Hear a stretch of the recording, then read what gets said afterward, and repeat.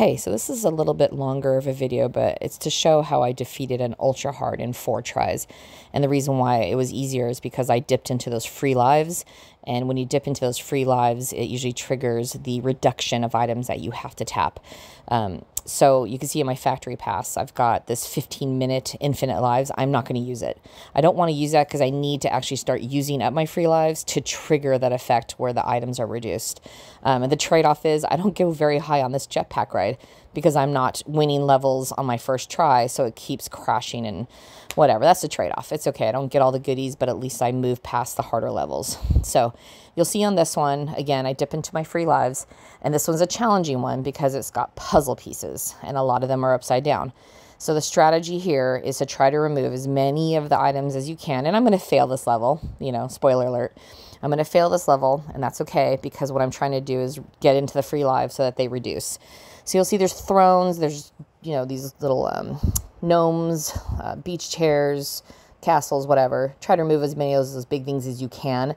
Oh, and by the way, you hit pause when you activate your rockets is another good strategy, because when you hit those rockets, a lot of your items start moving around and falling, and then you'll misclick. So whenever you activate your rockets, just hit pause, and then you can avoid the misclick. This next strategy, you're going to notice that I'm going to push on some golden thrones, and I can't find a match right now. So I'm doing a hold technique to illuminate an outline. Watch carefully. See, there it is. I'm holding and moving my finger around until I illuminate there, the throne shape. This is a really great strategy if you're realizing your bar is filling up and you're like, oh my gosh, where is the item? You just run your finger along and hold it the whole time down until it illuminates an outline, and then you release your finger and then you get the item. It's a really great strategy when something's buried. The next thing I want to talk about is, I know Shell has shared this, one of our members, that you want to clear all the big items first. Don't even worry about the smaller puzzle pieces because you're going to misclick like I just did. See, out of space.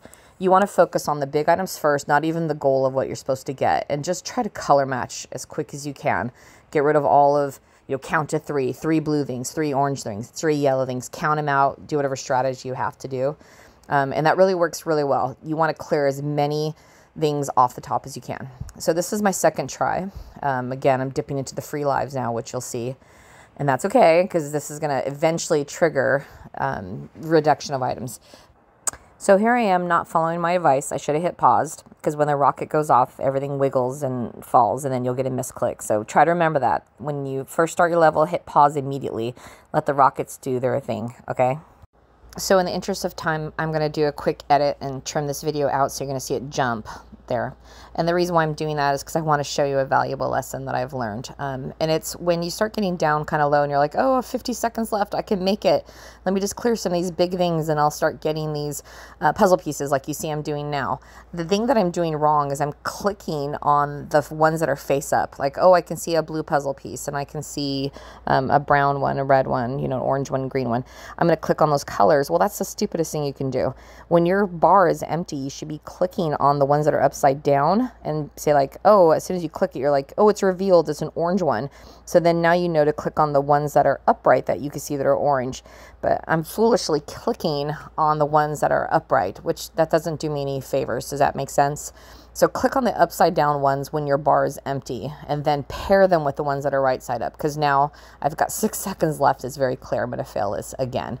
So that's my advice for things that are upside down, whether it's puzzle pieces or bread or whatever it is. Click on the ones that are upside down first, then you can pair them. So now you'll see what's going to happen is I'm going to play this level again. This is the 4th try. I'm going to dip into those free lives, and because I'm doing that, it's now going to activate the reduction of items, and you'll see that. Now when I load the screen, it should be a whole lot less. And it's pretty obvious. And I'll pass it. Yay. So click on the free life. And sometimes you have to click on a couple of free lives. But look at that. Look how much less is already on my screen. What an amazing difference. Now there's another trick coming up called, I just call it the wiggle move. When you want to see an item that you just can't find, you can put your finger on the screen, like off screen, drag it onto the items, and then wiggle your finger as fast as you can, and it's going to shuffle the items just a little bit, enough that you can reveal what you're looking for. Right there, see? Wiggle. And then it moves things around. It knocks them loose from where they're sitting. It's a nice little technique if you don't want to get into your fan booster. So you're creating sort of your own mini fan, if you will. Now you can see I've got a minute 20 left, and the items are so gone already. It's clear that I'm going to win this level. But again, I'm doing that stupid mistake where I'm clicking on the puzzle pieces that are upright. That's like doing me no favors, because then you get down to where they're all upside down and you have to start guessing and hoping you get lucky. So please learn from my mistake. I'm not the best gamer, but I'm trying to be helpful to teach you from my errors. See, like now I'm like sweating it because my bar is getting full of these mushrooms, which I should have been getting rid of. And those swords, because again, those swords are covering your tiny puzzle pieces.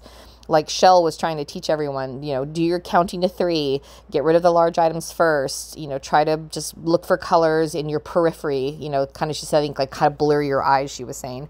These are all great techniques that you should be trying, and save the actual items for the very end so that you don't waste time like I just did. It's 30 seconds left, and I still got quite a few puzzle pieces that are upside down. That wasn't my best move, because now lots of guessing.